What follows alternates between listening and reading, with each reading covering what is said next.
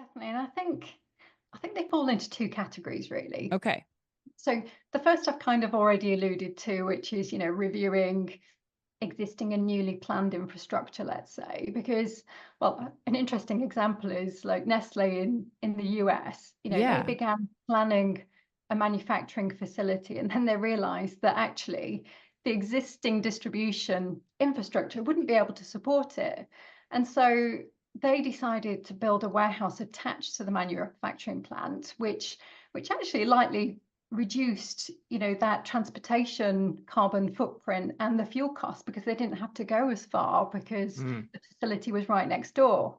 So it's a really important thing to think about, is this infrastructure of your whole distribution. And then second, I think about planning to generate efficiencies within the distribution centers themselves. Okay. Meaning, ways to reduce waste and save money. And who doesn't want that at the end of the day? Yeah. And I guess a key area for cost reduction, particularly in grocery retail, is reducing food waste or shrinkage. And that's a big part of driving sustainability inside a warehouse. Um, software can be used to manage inventory, the use by dates, and to make sure that you've got stock that's fresh for onward delivery to stores. But I mean, that's not always possible to do that, and stock does go off. I mean, grocers like Albert Heijn, they've been using software to monitor dates, and it means that they can actually push those products that are close to the end of their life at a reduced price to customers. So it really adds to that whole sustainability piece. And how do you, oh, go ahead, DeAnn, jump in. No, I was just agreeing that, you know what, there's so many people want to think of sustainability as, trees and plants and everything, but sustainability and efficiency go hand in hand. Yeah. Right? It's the new way of thinking about things that really makes a difference. Well, and talk to me a little bit too about like how you put that down on paper, DeAnn, and or Danielle, whoever wants to take this one. Just I'm hopeful that we can have the audience really get an understanding of like, how do you make the business case for this when you are investing in those new distribution centers? Like, what are the types of things that can go on the line items that are like, okay, this is reducing costs or this is improving efficiency and meeting sustainability goals? Yeah, you know what, Danielle started with this outside and inside standpoint, and I really like that perspective. When you're talking outside, right? If you're building a new distribution center, why not go ahead and plan a solar array, whether it's on the top of the building? And if you plan it at the beginning, then your roof and the structure can handle the additional weight. But you have a solar array that can offset so much of the energy demand that you're going to need for the cooling and all the automation, et cetera. You can really look at the community around and say, hey, is there an avenue so that I can get rainwater retention and everything? And how does that feed back into the community? That has the rainwater retention has a limited ROI, unless all of a sudden what you don't understand by building this massive distribution center, all of a sudden you've created flooding for the communities downstream, right? So you really have to step back and look differently. Inside, there's so much to do with automation and the technology, which is really Danielle's expertise.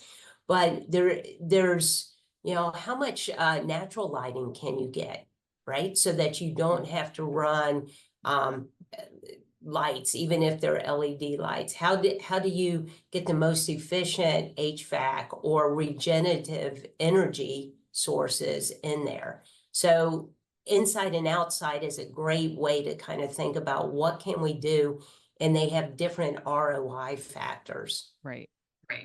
So Danielle, let's talk about those a little bit. DeAnn just said you're the expert on the inside approach to, the existing centers. What are some of those things that you can you can do, particularly for the older distribution centers, to get them up to grade from a sustainability standpoint?